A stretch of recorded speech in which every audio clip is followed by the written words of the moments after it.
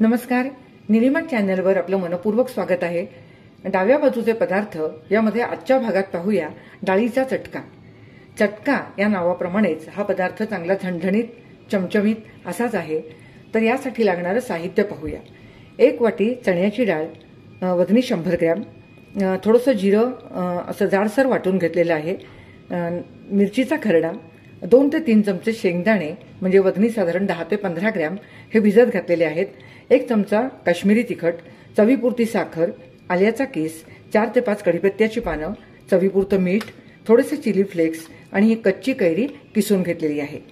ओलं खोबरं, बारीक चिरलेली कोथिंबीर आणि अगदी बारीक चिरलेला कांदा, फोडणीसाठी तेल लागेल आणि मिसळण्याचं साहित्य।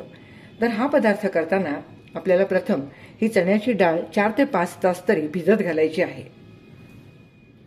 साहित्यात दाखवलेली ही 100 ग्रॅम वजनी डाळ मी 5 ते 6 तासापूर्वी चांगली स्वच्छ धुवून भिजत घातलेली आहे। त्याचबरोबर हे शेंगदाणे पण भिजत घातलेले होते, त्यामुळे आता हे दोन्ही 5 ते 6 तास भिजलेलं आहे। कमीत कमी 5 ते 6 तास तरी ही डाळ भिजायला हवी, ती चांगली भिजली पाहिजे। तुम्ही पाहू शकता डाळ चांगली फुललेली आहे आणि अगदी सहज त्याचे असे 2 तुकडे होत आहेत, त्यामुळे ही डाळ अगदी व्यवस्थित भिजलेली आहे। ज्याप्रमाणे आपण वाटली डाळ करताना किंवा आंबे डाळ करताना डाळ भिजवून घेतो, त्याचप्रमाणे या पदार्थासाठी पण डाळ भिजवून घ्यायची आहे।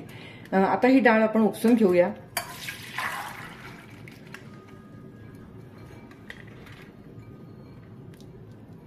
चण्याची डाळ ही भिजवल्यानंतर पौष्टिक होते, त्यातली पौष्टिकता वाढते। सर्व डाळींमध्ये चण्याच्या डाळीचे पदार्थ खूप खमंग खुसखुशीत होतात, मग ते गोडाचे असो किंवा तिखटाचे असो, दोन्ही पदार्थ या चणा डाळीचे अतिशय चविष्ट असे होतात। आता ही डाळ मी उपसून घेतलेली आहे, त्याचप्रमाणे आपण हे शेंगदाणे पण उपसून घेऊया, म्हणजे त्यातलं पाणी काढून टाकलं की ते चांगले कोरडे होतील।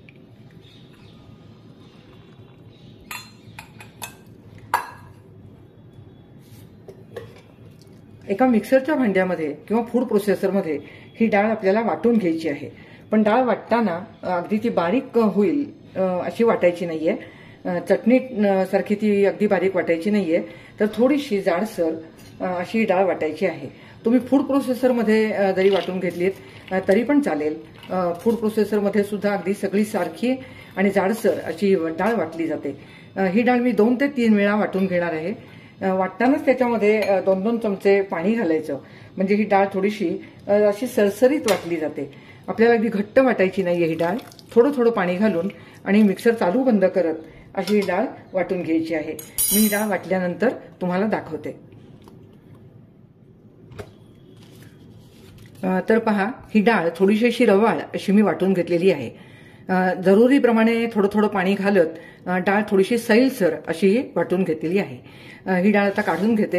ही डाळ वाटताना आपण यामध्ये मिरची, आलं किंवा कोथिंबीर ह्यातले काहीच पदार्थ घातलेले नाहीयेत, कारण डाळ करताना आपल्याला ते घालायचे आहेत, ते मिक्स करायचे आहेत। आता यामध्ये ही दुसरी डाळ घेते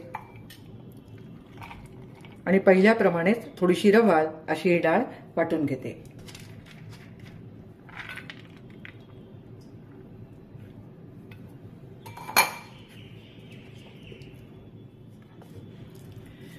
सर्व डाळ आता वाटून घेतलेली आहे। अशी इतपत अशी सैलसर डाळ ठेवायची। डाळ वाटताना मी थोडीशी इथे अख्खी डाळ शिल्लक ठेवलेली आहे, ही आपल्याला फोडणीमध्ये घालायची आहे। आता या डाळीमध्ये आपण बाकीचे सर्व पदार्थ घालून घेऊया। चवीपुरतं मीठ, 2 चमचे लहान मीठ घातलेले आहे, जिऱ्याची पावडर,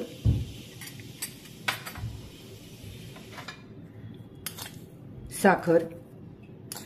साखर ऑप्शनल आहे असं मी म्हणणार नाही, कारण ह्या पदार्थामध्ये साखर थोडीशी घालावीच। साखरेमुळे काय होतं, आपण बाकीचे जे पदार्थ घालतो त्याची जी टेस्ट आहे ती बॅलन्स होते आणि सर्व पदार्थांची अशी एक छान चव तयार होते। अर्धा ते पाऊण चमचा जिरं हे घातलेलं आहे, आलं घातलेलं आहे, जिऱ्याची पावडर घातलेली आहे, हे काश्मीरी तिखट रंगासाठी 1 चमचा घातलं तरी चालेल, 1 ते 1.5 चमचा घातलेला आहे। हिरव्या मिरचीचा ठेचा, मिरची अगदी व्यवस्थित तिखट आहे, हा 1 चमचाभर घालते आहे. तुमच्या आवडीप्रमाणे तुम्ही वाढवू शकता. हा कैरीचा किस आहे, तो 1 चमचा घालते आहे. आपल्याला आंबेडाळीचा लूक ह्या पदार्थाला येऊन द्यायचा नाहीये. आता कैरीचा सीझन आहे म्हणून मी कैरी घातलेली आहे. एरवी या पदार्थामध्ये लिंबाचा रस किंवा अगदी 1 चमचा दही घालायचा आहे. दह्याचा रंग ह्या डाळीमध्ये म्हणजे बदलता कामा नये. डाळीचा रंग इतकं अगदी कमी दही घालायचं आहे. फक्त अशी हलकीशी आंबट चव येण्यासाठी तुम्ही याच्यामध्ये 1 चमचा दही घालू शकता किंवा लिंबाचा रस. कांदा बारीक चिरलेला, कांदा अगदी बारीक चिरून घ्यायचा आहे म्हणजे तो चांगला त्याच्यामध्ये मिळून येईल. ओलं खोबरं अगदी भरपूर घातलेलं आहे. बारीक चिरलेली कोथिंबीर,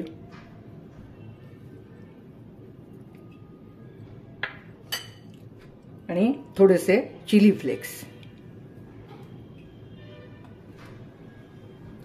आता यामध्ये आपले सर्व पदार्थ घालून झालेले आहेत.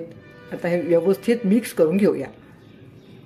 मिक्स करताना असं वाटलं थोडासा घट्टपणा आहे त्याला, तर थोडंसं पाणी घातलं तरी सुद्धा चालेल.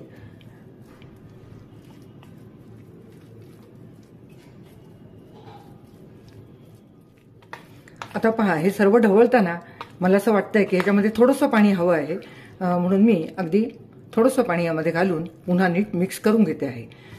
आपण जेव्हा सर्व पदार्थ घालतो तेव्हा ती डाळ पुन्हा थोडीशी घट्टसर होते आणि म्हणून जरुरी पुरतं पाणी घालावं. ज्याप्रमाणे आपण इडली बरोबर खाताना चटणी थोडीशी पातळसर करतो त्याप्रमाणे हा तोंडी लावण्याचा प्रकार आहे.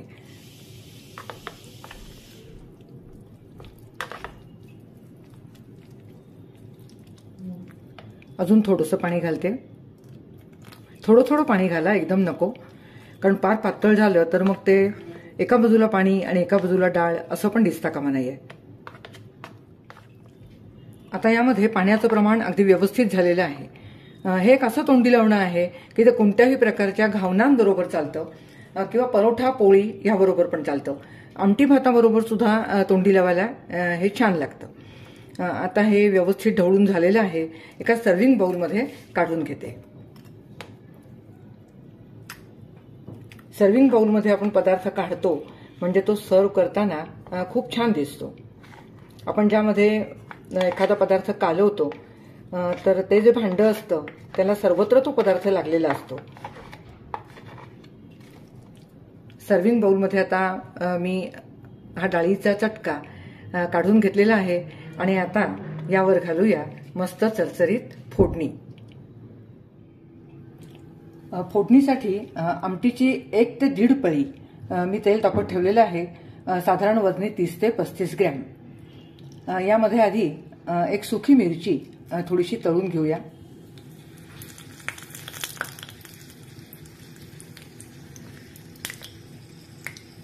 फोडणीमध्ये सुकी मिरची मी नंतर घालणार नाहीये कारण ती पटकन जळते. त्यामुळे हे तेल जेव्हा बेताचं तापलेलं आहे त्यामध्ये ही मिरची तळून घेते आहे. अगदी हलकीशी तळून घेतलेली आहे. काढून घेऊया आणि आता या तेलामध्ये फोडणी करायची. मोहरी, जिरं, हिंग व्यवस्थित घालायचं आहे. अर्धा ते पाऊण चमचा हिंग घातलाय. हळद,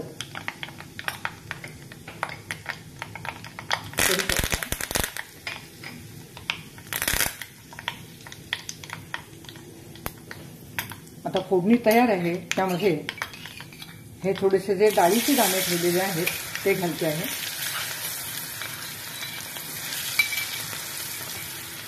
आणि भिजवलेले शेंगदाणे.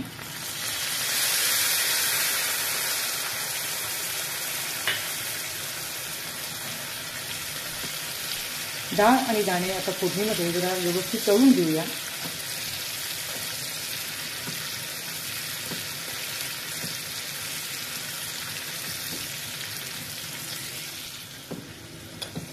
हे पहा, आता डाळीचा आणि दाण्यांचा रंग बदललेला आहे. डाळ चांगली कुरकुरीत झालेली आहे, दाणे पण तळले गेले छान. आता फोडणी तयार आहे. गॅस बंद करते. आता ही फोडणी घालूया डाळीवर.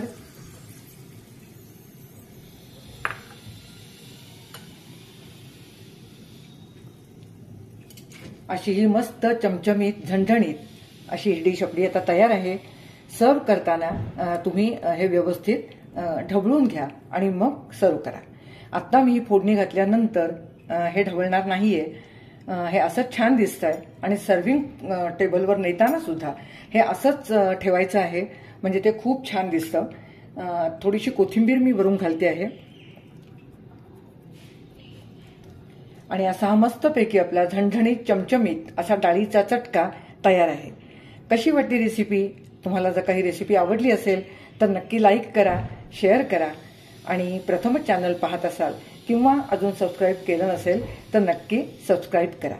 पुन्हा भेटूया अशाच एका चमचमीत रेसिपीसह. धन्यवाद.